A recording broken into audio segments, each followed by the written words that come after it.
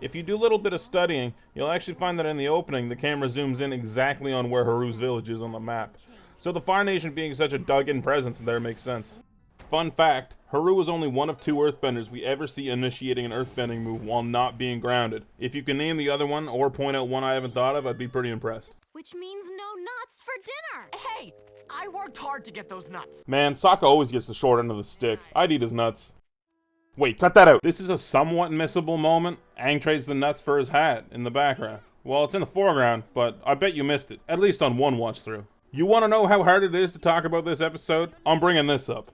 Katara should know how to work doors. There's no doors in the igloos or lean-tos back home. All the doors were already open on the scuttled ship they explored. The only doors they ran into at the air temple in Omashu were bending doors, and Kyoshi Island had no doors on the buildings at all. A door handle should be a foreign concept to Katara. This is the shit I think about. Fire Nation, act natural. Katara thinks this is natural, and you think she can open doors? What do you want? I've already paid you this week. The tax just doubled. And we wouldn't want an accident, would we? Fire. It's sometimes so hard to control. The idea that there's military extortion in a show that's rated Y7, which means this is made for 7-year-olds, is utterly insane. He's got like mafia overtones. Nice place he got here. Be a shame if something happened to it. They could take Haru away. Like they took his father. More on the TV Y7 rating. We have prisoners of war now. That's wild. My mom said you can sleep here tonight, but you should leave in the morning. Does Haru's mom have any reason to give them a place to shack up? She would probably want Katara to leave, right? She comes into her shop and starts saying some stuff that could get her son arrested, and then she starts saying Haru should do some hero shit? Haru's mom should be like, get the hell out. These shots always make me laugh. Why are they so flatly lit? It looks like the lighting back in the store, but they're on this sunset forest walk. The rest of the scene they're lit properly, but in these few shots it's pretty funny. See this necklace? My mother gave it to me. It's beautiful. I lost my mother in a Fire Nation raid. This necklace is all I have left of her. It's not enough, is it? No. This topic is breached a lot in this show. The cost of war and the cost of war on children. I might like this interaction the most though, out of all of them. It's not over the top, it's subtle. The lines of, It's not enough, is it? No. are poignant and simple. And honestly, they're delivered really well. The characters have the tone of someone who's actually a few years removed from the trauma they're talking about, but still hurting. Really nice. First of all, what is this dude doing in the mine in the first place? Second, I love when they do this fucking finger thing. Boomy did it too. It looks sick. Thirdly, if this dude had his legs crushed like that, there's no way he's walking away from that no matter how hard he leans on Haru. I'll make sure Appa doesn't eat all your hay. Hey, Appa didn't actually eat all the hay. Good job, Aang. That's him! That's the Earthbender! Alright, this old man is a certified fucking donkey.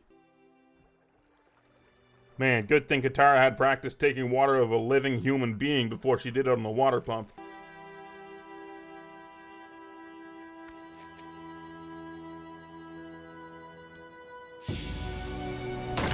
Okay, this is needlessly overdramatic, right? Like hitting the opposite note of what I liked about the simplicity of the earlier scene.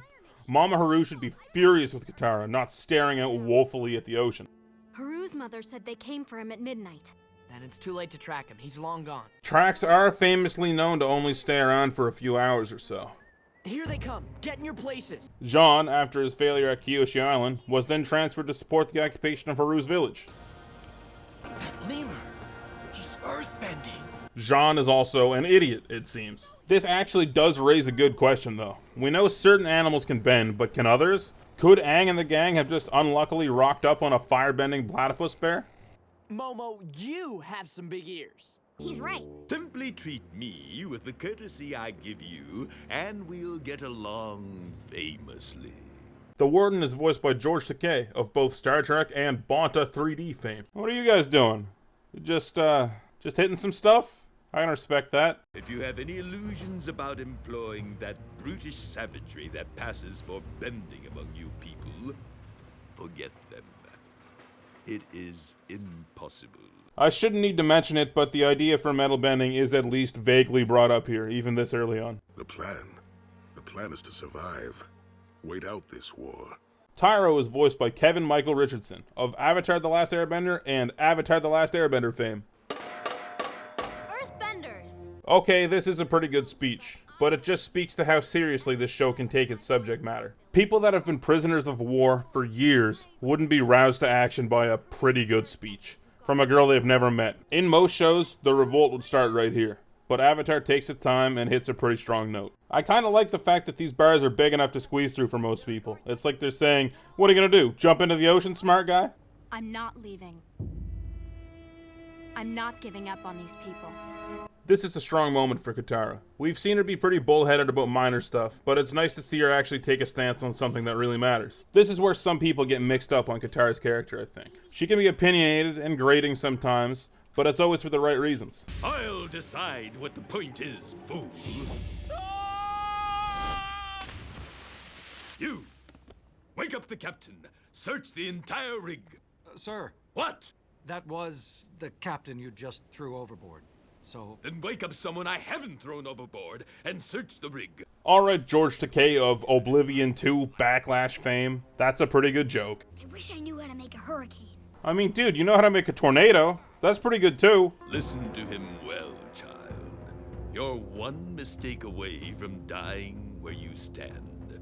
Jesus Christ. It seems like Nickelodeon usually made them dance around even saying the word die or dead or death, but George Takei of Ninja Cheerleaders fame just comes out here and threatens to murder a child. It's nice that Haru casts the first stone. He was fired up to fight back at the start, and it makes sense that everyone else would jump to his defense. Avatar is really good at building scenes and sequences that make sense like this. Anyone else just love this shot for no reason? Please, I can't swim. Don't worry. I hear cowards float. I really hate this one-liner. It's just like, what? Where did you hear that? Also, he's not a coward. He was just fighting you on the front lines. I know. My mother's necklace! It's gone! When does Katara actually lose her necklace? She still has it in the last shot before we transition to the boats, and the fight was basically over then. So, how did she lose it? This is a pretty good cliffhanger, and it serves a purpose. We haven't seen Zuko in 2 episodes now, which is a third of the total runtime of the show, so it's good to remind the audience he's still kicking around.